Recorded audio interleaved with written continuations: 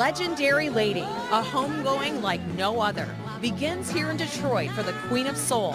Fans lining up around the block to honor Aretha Franklin's life, legacy, and that instantly recognizable voice.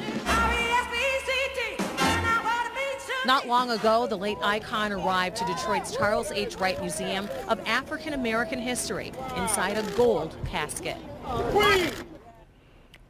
And you are looking live at pictures from Sky 4 over the beautiful Charles H. Wright Museum of African American History, where Aretha Franklin is lying in repose.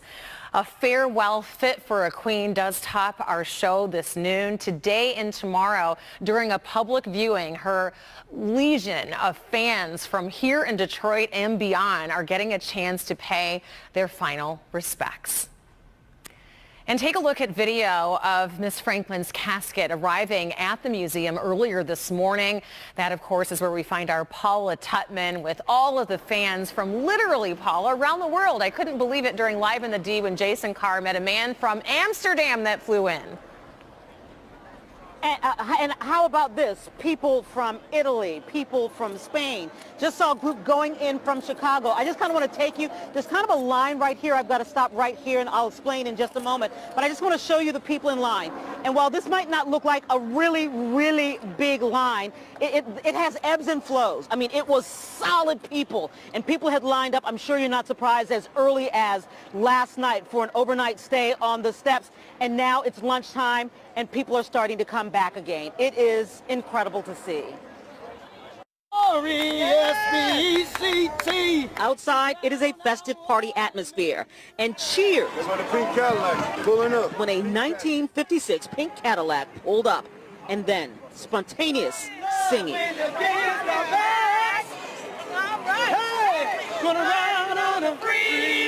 People have come from near and far, from Italy to Inkster, Baltimore to Berkeley, to pay their respects, including LaTanya McIntyre from Las Vegas, who spent the night on the steps to be the first in line. She's my musical mom.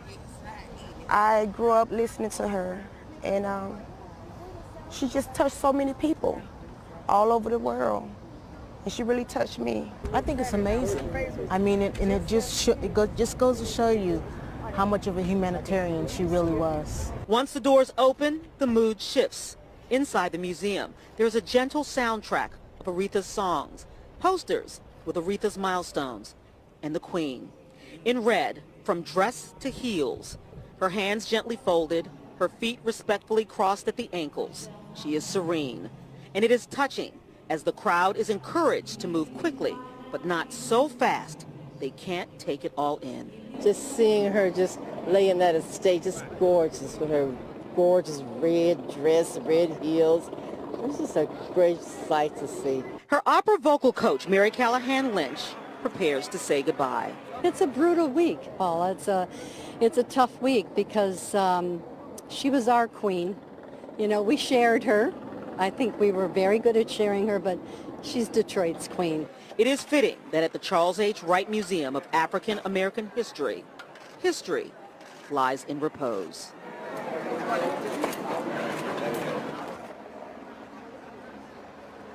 So let's take you back outside the museum, and you can see that for those from around the world who can't be here, this story is indeed being told around the world. Again, reporters not only from the national networks, but international news. Today at 4, I met an incredible reporter from Italy, and you'll actually hear how she's telling this story of Aretha Franklin and her connection to Detroit in her native tongue. We'll see you today at 4.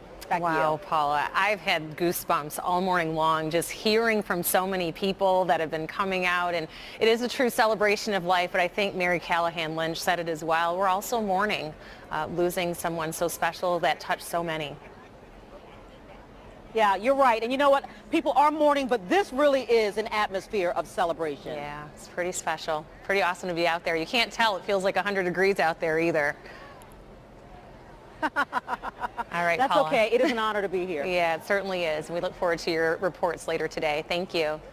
And it has been a very eventful week for fans of the Queen of Soul. It all kicked off on Monday with folks gathering at the place where her career began at New Bethel Baptist Church, her church home where her father pastored, and many people were belting out music in her honor.